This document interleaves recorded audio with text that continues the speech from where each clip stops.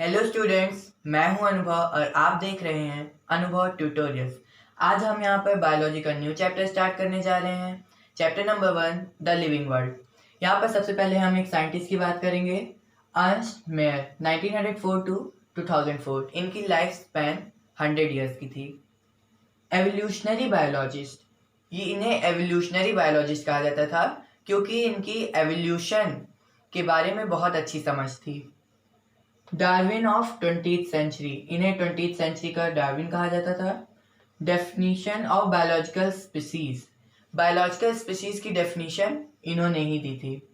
Triple crown of biology से इन्हें नवाजा गया है, जिसमें से पहला है बल्जन प्राइज, दूसरा international prize for biology and तीसरा क्रैफोर्ड प्राइज। अब हमारे पास एक क्वेश्चन है, what is living? All living organisms grow. Twin characters of growth are increase in mass and increase in number. Plant growth, जितने भी plants होते हैं वो अपनी पूरी लाइफ टाइम ग्रो करते हैं, बट एनिमल्स में ऐसा नहीं होता है। एनिमल्स एक सर्टेन एज तक ही ग्रो कर सकते हैं, बट सेल डिवीजन उनमें भी होता है। जितने भी न्यू सेल्स फॉर्म होती हैं वो पुरानी डेड सेल्स को रिप्लेस कर देती हैं। Unicellular organism in vitro, unicellular organisms में हम ग्रोथ को ऑब्जर्व कर सकते हैं by simply counting their numbers in vitro. Growth and reproduction, growth and reproduction higher plants में और एनिमल्स में एक स्पेसिफिक इवेंट होता है। Increase in body mass, increase in body mass, जो नॉन लिविंग थिंग्स होती हैं बॉडी मास तो उनका भी इंक्रीज होता है, बट उनमें क्या होता है कि बॉडी सरफेस पे बाहर से मटेरियल्स का एक्यूमुलेशन होता है, जैसे कि माउंटेन्स हो गए, बोल्डर्स हो गए या सैंड मोल्ड्स हो गए। इनमें इनकी सरफेस पे बाहर से एक्यूमुलेट होते हैं materials. Growth is from inside. In living organisms, जितने भी लिविंग ऑर्गेनिजम्स होते हैं इनमें ग्रोथ अंदर से होती है by cell division. Growth characteristic, इसलिए ग्रोथ एक लिविंग ऑर्गेनिज्म का कैरेक्टरिस्टिक है बट नॉट डिफाइनिंग प्रॉपर्टी, ये डिफाइन नहीं करता है। रिप्रोडक्शन कैरेक्टरिस्टिक, इसी तरह रिप्रोडक्शन भी एक कैरेक्टरिस्टिक ही है लिविंग ऑर्गेनिज्म का, ये भी डिफाइन नहीं करता है। In multicellular organisms reproduction refers to the production of progeny which is more or less similar to their parents. Invariably and implicitly, अभी तक हम कि सेक्सुअल रिप्रोडक्शन के बारे में ही बात कर रहे थे, तो क्या केवल सेक्सुअल रिप्रोडक्शन ही होता है लिविंग ऑर्गेनिज्म में?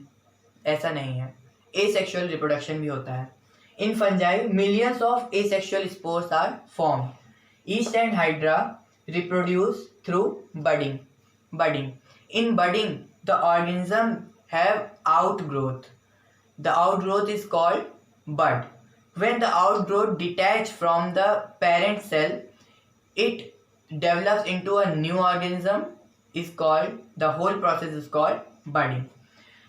Planaria, that is flatworm, reproduce through true regeneration. Now, true regeneration. In true regeneration, the fragmented organism regenerate its lost body part into a new organism. Fragmentation. Fungi, filamentous algae, Protonema of mosses. अब fragmentation और true regeneration ये लगते तो बहुत similar हैं, but इनमें बहुत अंतर होता है।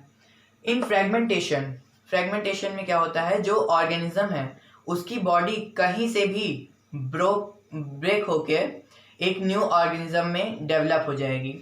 But in true regeneration, organism का बॉडी तो फ्रेगमेंट हो रहा है, उसके पार्ट्स हो रहे हैं, लेकिन जब तक कुछ स्पेसिफिक सेल्स प्रेजेंट नहीं होंगी जो कि रीजनरेशन में मदद करेंगी, तब तक ट्रू रिजेनरेशन नहीं होगा और वहाँ पे फ्रेगमेंटेशन हो जाएगा। Now in unicellular organism such as amoeba, reproduction is synonymous to growth. Amoeba जैसे ऑर्गेनिजम्स में रिप्रोडक्शन और ग्रोथ में हम अंतर नहीं कर सकते हैं। जब ये सेल डिवीजन के थ्रू नंबर इनके बढ़ते हैं तो वहाँ पर ग्रोथ भी हो रहा है, बट ये एक तरह से रिप्रोड्यूस भी कर रहे हैं। तो ये बताना बहुत मुश्किल हो जाता है कि रिप्रोडक्शन हो रहा है या ग्रोथ हो रहा है। म्यूल्स, स्टेराइल वर्कर बीज एंड इनफर्टाइल ह्यूमन कपल्स, ये सभी रिप्रोड्यूस नहीं कर सकते हैं। इसीलिए reproduction can not all inclusive defining characters, reproduction defining characters नहीं होता है। Metabolism the sum total of all chemical reaction, isolated metabolic reaction neither living nor non living. Metabolism क्या होता है, जितने भी लिविंग ऑर्गेनिजम्स हैं उनमें कुछ ना कुछ रिएक्शंस चल रही है बॉडी के अंदर, तो उन सारी रिएक्शंस का टोटल सम मेटाबॉलिज्म कहलाता है। और अगर मेटाबॉलिज्म को आइसोलेटेड मीडियम में हम रिएक्शन करवाते हैं मेटाबॉलिक रिएक्शन, तो वो ना ही लिविंग होता है और ना ही नॉन लिविंग होता है, but surely a living reaction.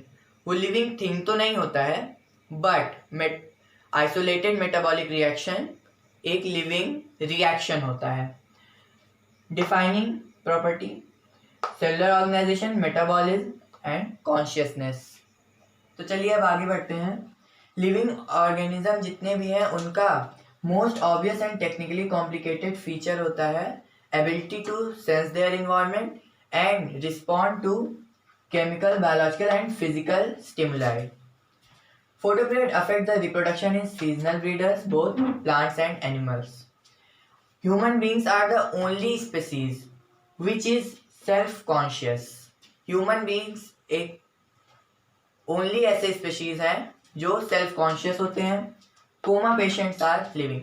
From my point of view, coma patients living होते हैं, but कई साइंटिस्ट का मानना है कि ऐसा नहीं है, वो नॉन लिविंग होते हैं। आपका क्या मानना है? Comment below.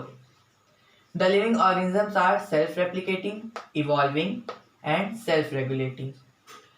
Biology is the story of life on earth. Biology is the story of evolution of living organism on earth.